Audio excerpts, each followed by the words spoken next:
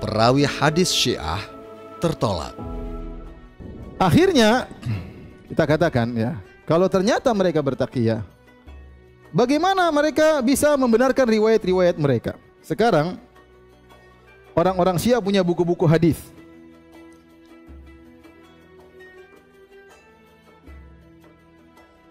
Punya riwayat-riwayat hadis.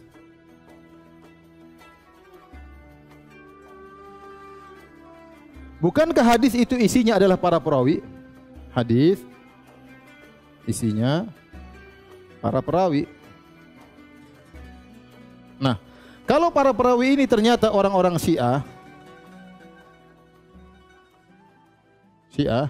bagaimana membedakan dia sedang jujur atau sedang bertakiyah tatkala meriwayatkan hadis? Paham? Apa standar untuk mengetahui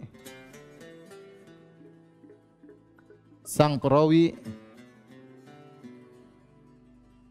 sedang jujur atau sedang beribadah taqiyah?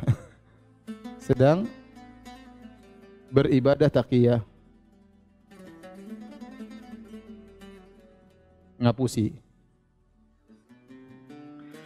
Berarti kita tidak akan pernah bisa menilai hadisnya orang Syiah sahih.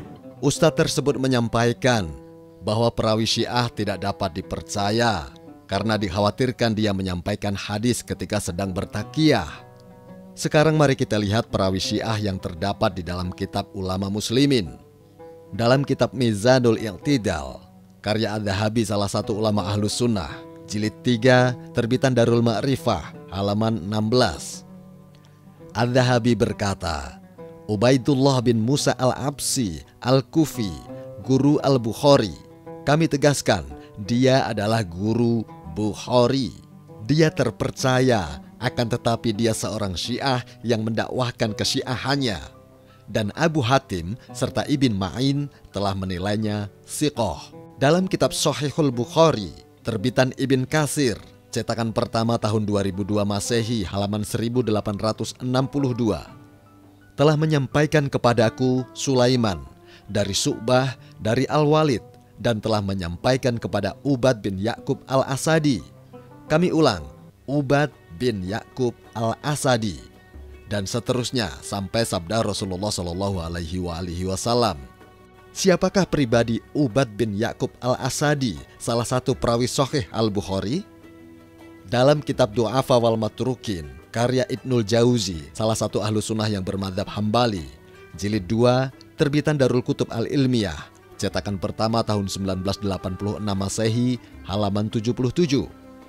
Ibnul Jauzi berkata, Ubad bin Ya'qub Al-Asadi bin Hibban berkata, dia seorang Rafidhi yang meriwayatkan hadis mungkar daripada hadis yang mahsyur, maka dia pantas diabaikan. Ad-Darqutni berkata, tidak termasuk dhaif. Pengarang berkata, Al-Bukhari telah meriwayatkan hadis darinya. Kami tegaskan, Al-Bukhari telah meriwayatkan darinya, yaitu dari Ubad bin Ya'qub, seorang Rafidhah. Dalam kitab Shahihul Bukhari, terbitan dari Ibn Katsir, cetakan pertama tahun 2002 Masehi, halaman 234, telah menyampaikan kepada kami Sulaiman bin Harb. Dia berkata, telah menyampaikan kepada kami Syu'bah dari Adi bin Sabit. Kami ulang, Adi bin Sabit, dan seterusnya sampai sabda Rasulullah Shallallahu Alaihi Wasallam. Siapakah pribadi Adi bin Sabit, salah satu perawi Sahih Al-Bukhari? Dalam kitab Syiar A'lam An-Nubala, karya Adz-Dzahabi, salah satu ulama Ahlus Sunnah, jilid 5, terbitan Mu'assasah Ar-Risalah, cetakan kedua tahun 1982 Masehi, halaman 188.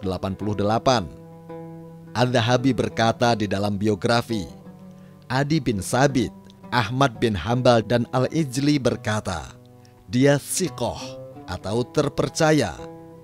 An-Nasa'i mengikuti keduanya. Abu Hatim berkata, dia jujur seorang imam masjid Syiah dan seorang penceramah mereka. Kami tegaskan, seorang imam masjid Syiah dan seorang penceramah mereka. Dalam kitab Al-Mughni fi Ad-Du'afa, karya Adz-Dzahabi, salah satu ulama Ahlus Sunnah, jilid 1, terbitan Idarah Ihya At-Turas Al-Islami, halaman 301. Adz-Dzahabi berkata, Khalid bin Makhlad Al-Qotowani, dia termasuk guru Al-Bukhari. Kami tegaskan, dia adalah salah satu guru Al-Bukhari. Ibn Sa'ad berkata, mungkar hadisnya dan syiahnya berlebihan. Apakah ustadz itu akan menolak Imam Al-Bukhari yang mana beliau meriwayatkan hadis dari orang-orang Rafidhah? Bahkan ada di antara mereka yang menjadi gurunya Imam Al-Bukhari. Dalam kitab Sahih Muslim, jilid 1, terbitan Dar Ihya Kutub Al-Arabiyah, Darul Kutub Al-Ilmiyah, cetakan pertama tahun 1991 Masehi, halaman 437. Abu Bakar bin Abi Syaibah dan Zuhair bin Harb telah menyampaikan hadis itu kepada kami. Mereka berkata, telah menyampaikan kepada kami Waki dari Syu'bah, telah menyampaikan hadis kepada kami dari Al-Hakam, dari Yahya bin Al-Jazar, dari Ali, dan seterusnya. Siapakah pribadi Yahya bin Al-Jazar, salah satu perawi Sahih Muslim? Dalam kitab Takrib At-Tahdhib, karya Ibn Hajar Al-Asqalani, salah satu ulama Ahlus Sunnah, terbitan Darul Asimah, halaman 1050. Ibn Hajar berkata, Yahya bin Al-Jazar Al-Aroni, ia soduk, dapat dipercaya. Dia dituduh berlebihan dalam kesyiahannya. Kami tegaskan, berlebihan dalam kesyiahan atau gulu. Dalam kitab Sahih Muslim, jilid 2 terbitan Dar Ihya Kutub Al-Arabiyah, Darul Kutub Al-Ilmiyah, cetakan pertama tahun 1991 Masehi, halaman 921. Imam Muslim berkata, Abdullah bin Umar bin Abban Al-Ju'fi telah menyampaikan hadis kepada kami. Siapakah pribadi Abdullah bin Umar bin Abban Al-Ju'fi, salah satu perawi Sahih Muslim? Dalam kitab Mizanul I'tidal karya Adz-Dzahabi, salah satu ulama Ahlus Sunnah, jilid 2, terbitan Darul Ma'rifah, halaman 466. Abdullah bin Umar bin Abban Al-Quraisy Al-Kufi, seorang yang jujur. Abu Hatim berkata, dia seorang yang jujur. Dilaporkan tentangnya bahwa dia seorang Syiah. Maka Bakar bin Muhammad As-Syairafi berkata, sebagaimana yang disebutkan oleh Al-Hakim, dia adalah seorang tokoh hadis negeri Khurasan. Di masanya aku mendengar Soleh bin Muhammad Jazroh berkata, Abdullah bin Umar bin Abban menguji para ulama hadis. Dia seorang Syiah gulat. Kami tegaskan, dia seorang Syiah gulat. Ini adalah beberapa contoh perawi Syiah yang terdapat dalam Sahih Al-Bukhari dan Muslim. Apakah ustadz itu akan mencampakkan perawi yang telah diterima oleh Bukhari dan Muslim? Sekarang mari kita simak apa yang dinyatakan oleh imam ustadz tersebut, yaitu Al-Albani, tentang kedudukan perawi Syiah. Dalam kitab Silsilah Al-Hadis As-Sahihah, karya Al-Albani, salah satu ulama Wahabi, jilid 1, terbitan Maktabah Al-Ma'arif, halaman 752.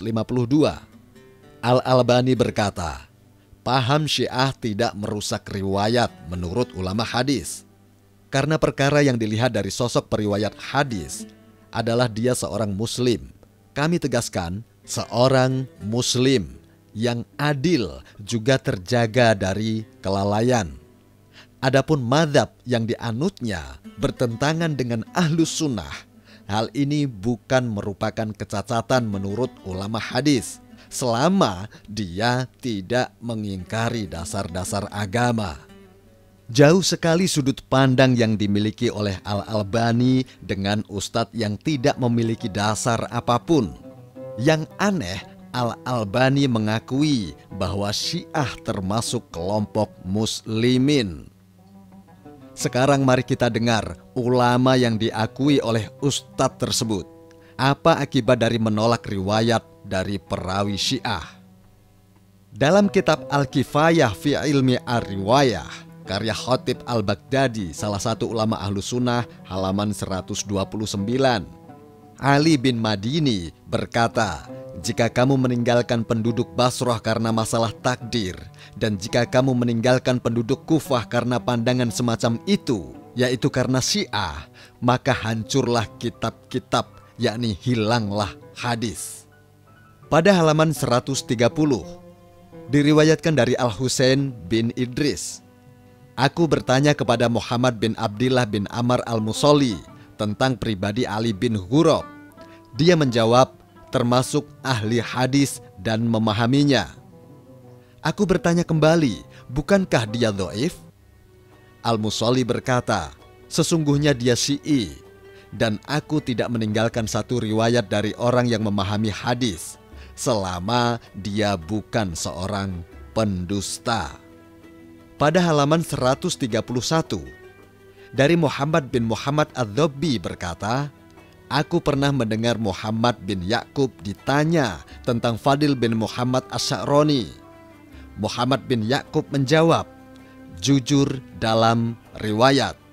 Hanya saja dia termasuk orang yang gulat dalam kesyiahannya. Dan ada pula yang berkata kepada Muhammad bin Ya'qub, Anda telah meriwayatkan darinya dalam kitab Sahih? Dia berkata, karena kitab guruku dipenuhi oleh hadis Syiah yang dimaksud adalah Muslim bin Al-Hajjaj atau penulis kitab Sahih Muslim.